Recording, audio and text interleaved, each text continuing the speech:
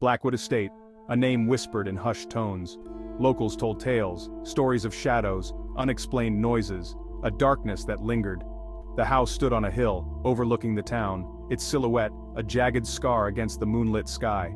The walls were gray, stained with time. Ivy, thick and gnarled, clung to the stone, like skeletal fingers reaching out. The iron gates, rusted and heavy, creaked a mournful song, as if warning those who dared to enter. Inside, dust lay heavy, furniture draped in white sheets, ghosts of elegance long faded. Each room was a canvas, painted with the silence of forgotten years. The air hung thick, heavy with an unseen presence. Four friends, young and full of life, eager to escape their daily routines. They sought adventure, a break from the ordinary. They chose Blackwood Estate, an old mansion with a mysterious past. Unaware of its sinister reputation, they were drawn to its eerie charm. There was Liam, the pragmatic one, always thinking ahead. Emily, the skeptic, questioning everything. Daniel, the adventurous soul, seeking thrills. And Sophia, who was irresistibly drawn to the unknown, her curiosity insatiable. They arrived on a Friday evening just as the sun began its descent, painting the sky with hues of orange and pink.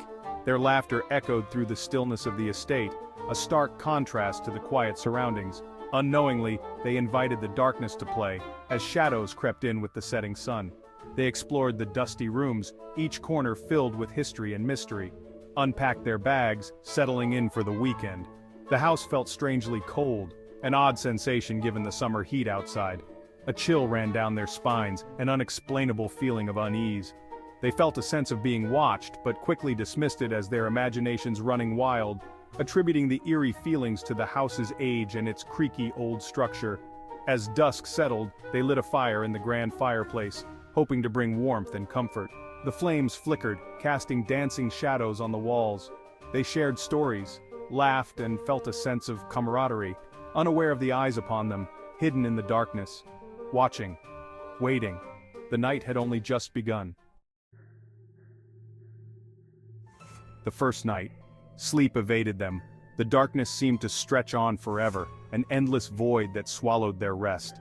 The silence was broken by creaking floorboards. Each creak echoed through the house, a reminder of its age and secrets.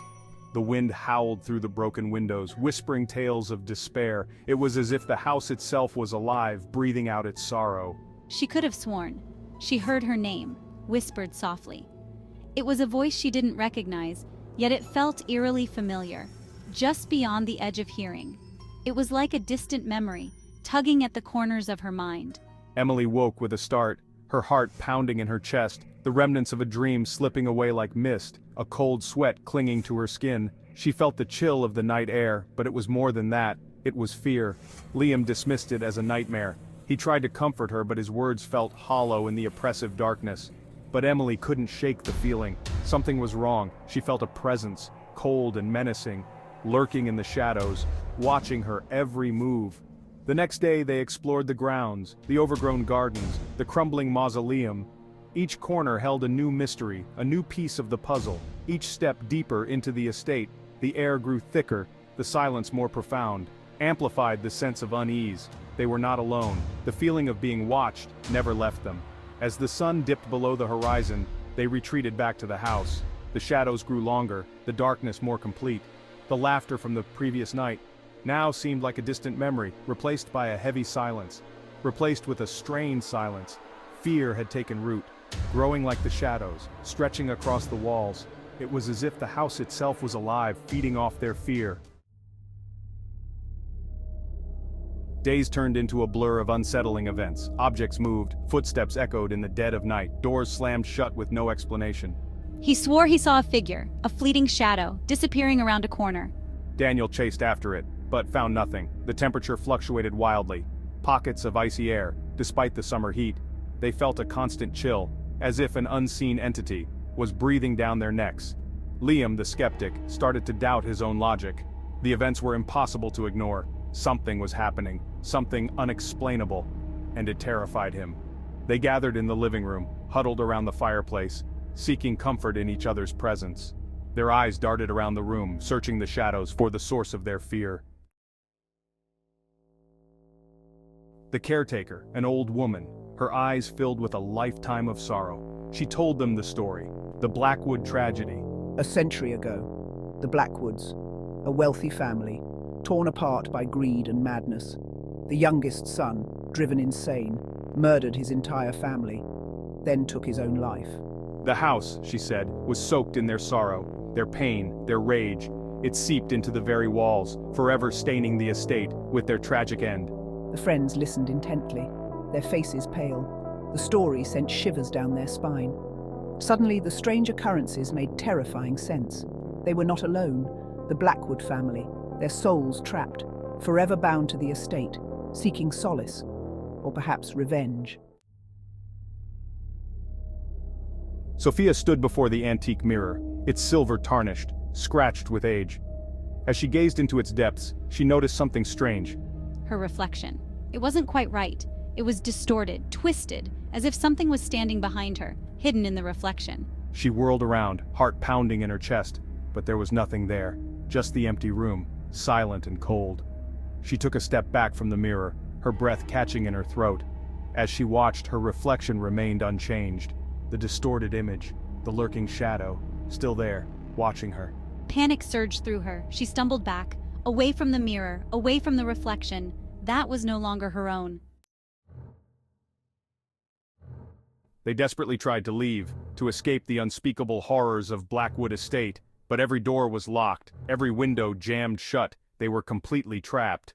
They raced from room to room, searching frantically for a way out, but every exit was sealed tight, as if the house itself was holding them captive. Desperation clawed at their throats. They were prisoners in their own nightmare, hunted by unseen forces, tormented by the unknown. The temperature plummeted, the air grew heavy, suffocating. Whispers swirled around them, mocking their fear, their helplessness. They discovered a hidden room, a place that had been concealed for decades, maybe even centuries, in the darkest corner of the attic where no light had touched for years. The air hung thick, almost suffocating, heavy with the scent of decay. And something else, something sinister lurking just beyond the shadows. Inside, they found a dusty old journal, its cover worn and pages yellowed with age. Its pages filled with frantic scribbles, the handwriting growing more erratic with each entry. The final words of the Blackwood son, written in a shaky hand before he succumbed to madness, his mind unraveling under the weight of his discovery. He wrote of a presence, an unseen force that tormented him day and night, a malevolent entity that had haunted his family for generations, driving them to ruin, one by one. He claimed it resided within the walls of the house, feeding on their fear, growing stronger with each passing day. The friends exchanged terrified glances, their hearts pounding in their chests. The journal confirmed their worst fears, revealing secrets they wished they had never uncovered. They were not dealing with ghosts, but with something far more ancient, far more evil, a darkness that predated humanity. It was a force that had been worshipped and feared by ancient civilizations, its symbols etched into the very fabric of the house. As they continued to read, they stumbled upon a chilling passage, a ritual described in detail. A way to banish the entity, to rid the house of its dark presence once and for all. But it was a dangerous gamble, one that required absolute precision and unwavering courage. One that could cost them their souls if they failed, leaving them trapped in the darkness forever. With newfound determination, they searched for the items listed in the ritual: a silver locket, a lock of hair, a blood sacrifice. The clock was ticking. They could feel the entity's power growing. The house seemed to groan, as if straining against its bonds. The temperature fluctuated wildly, from freezing cold to unbearably hot. Time blurred.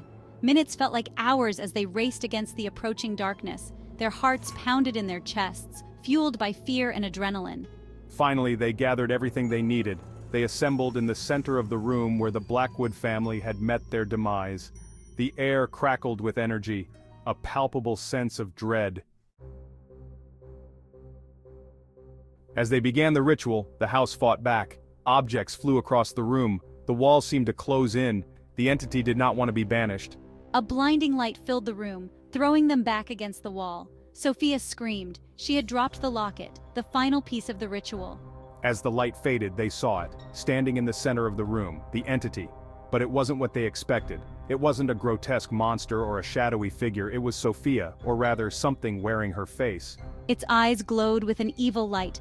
Her voice, distorted and cruel, echoed through the room.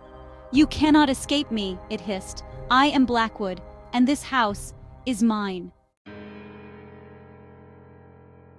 The friends never escaped Blackwood Estate, their screams, their pleas for mercy, swallowed by the darkness forever. The house stood silent once more, its secrets kept hidden. Locals claimed to see their faces, in the windows staring back, their eyes wide with terror and despair, forever trapped within the walls of the mansion. Another chapter in the Blackwood tragedy. Blackwood Estate remained haunted, a testament to the darkness that lurks beneath the surface of reality. A chilling reminder that some places, some evils are best left undisturbed forever.